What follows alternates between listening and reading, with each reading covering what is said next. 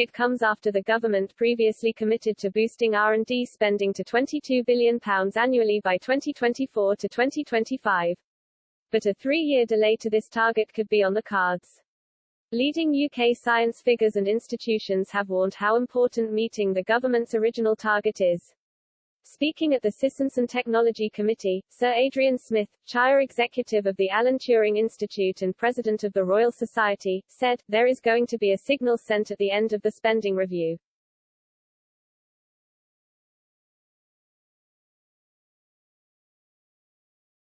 The nature, the tone and the content of that signal is fundamentally important for the science community.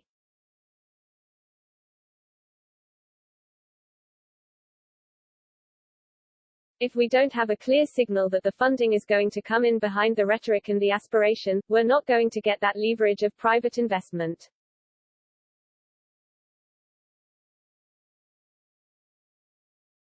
We need a clear sustainable path to the £22 billion by 2024. The danger of a negative signal is potentially disastrous.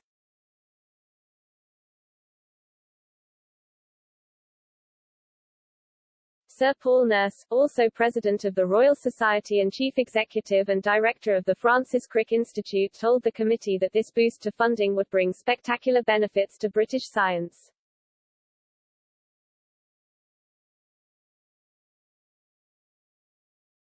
He said, "We've been underfunded in science for decades, actually all my life, and we bump around at the bottom of the OECD.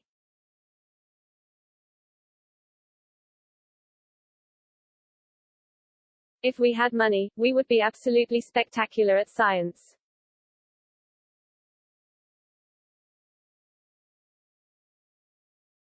We do very, very well on a very limited budget, and the government has recognized that.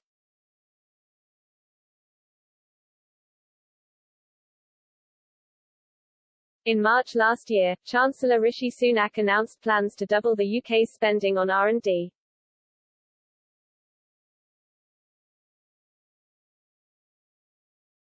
But, according to the Campaign for Science and Engineering, a 3-year delay to that target would see the UK lose out on more than £11 billion of private R&D investment between now and 2027.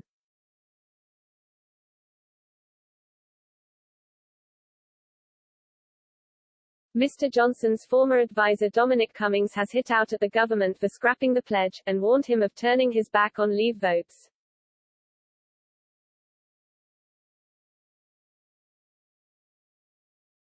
He said on Twitter, "Clear from talking to number 10 people, £22 billion is dead."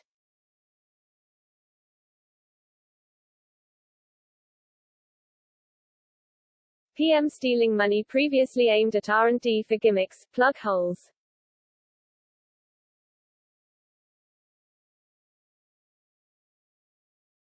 Tories abandoning vote leave plan equals terrible for them long term and a big chance for Labour, but Labour is lost too.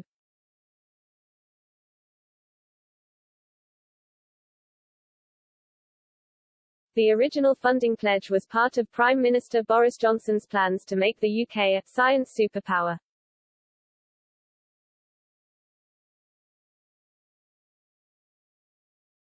Shadow Minister Digital, Science and Technology Chionwara MP told Express.co.uk that she believes the government does not give the science sector anywhere near enough attention to set Britain on that path.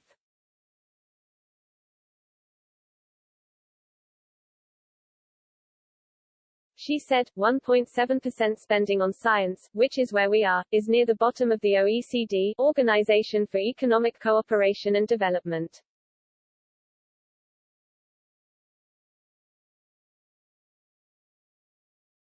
.4%, which is where the Tories are trying to get to, is kind of average, and it doesn't look like we're going to make.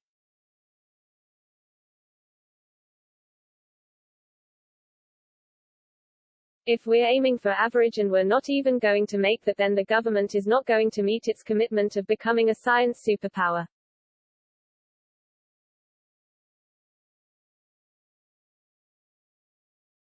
Express.co.uk has contacted Downing Street for comment.